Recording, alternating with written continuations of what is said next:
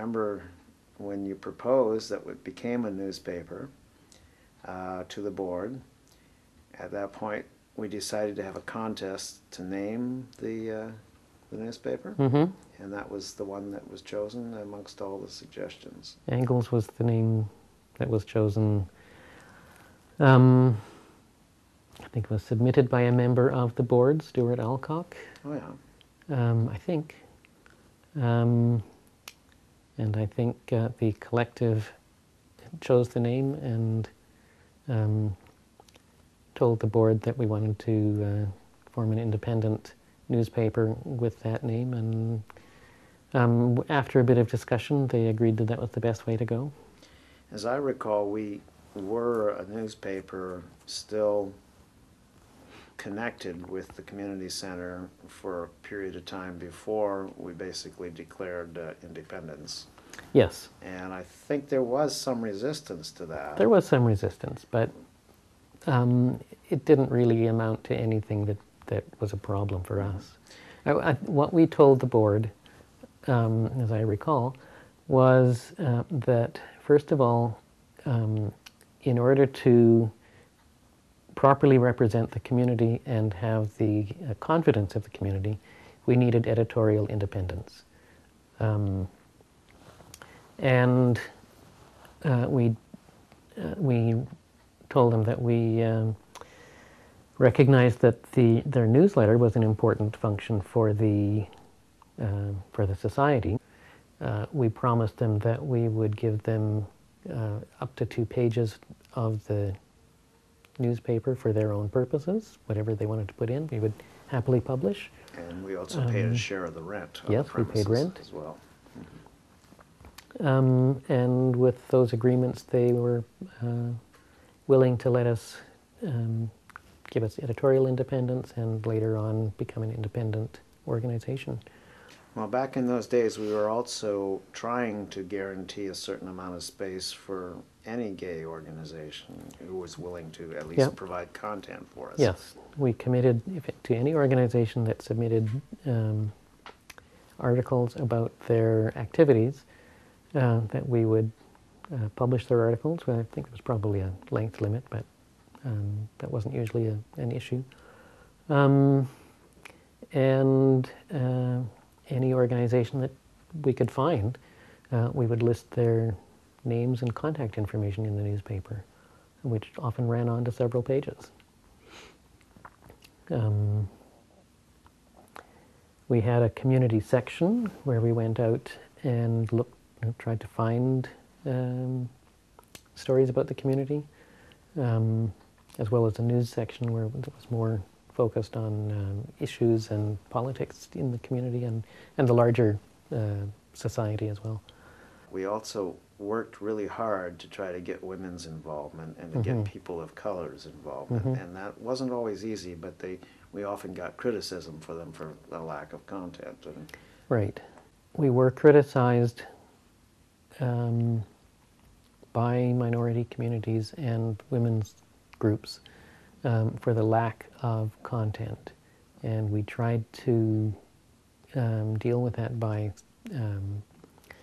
having women writers and less successfully writers from minority communities. I think that was probably something that most community groups were going through at the time, sort of recognizing that we weren't a white-only male organization, but not too sure what to do about it. I don't know, we were a product of our times, and we associated, with other people like ourselves. So getting beyond that took some work, and to a degree, as the paper matured, I think it got better at that, but was never completely successful.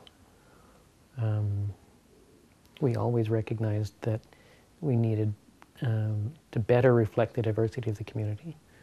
When you talk about minority communities, could you be more explicit about what some of those were? South Asian community. So you're talking about racial minorities. Yeah. But we also had other, I mean, we had, for instance, the rubber and leather and S&M communities, and we got flack for giving them space as well, I think. Yes, that was another issue in letting some of those sexual minorities have space in the paper where they could talk about their activities. They were community organizations, part of the community, and we felt it was appropriate for them to be there. I think we always had articles from the leather community, S&M communities. And certainly there was criticism for it, but we weren't willing to make a distinction and say they're not part of our community. One of the biggest issues that we dealt with, biggest specific focus things, was the issue around lesbian sexuality, where a group of lesbians who wanted to take sort of sexuality and make it something that people could talk about. It's just something that wasn't hidden.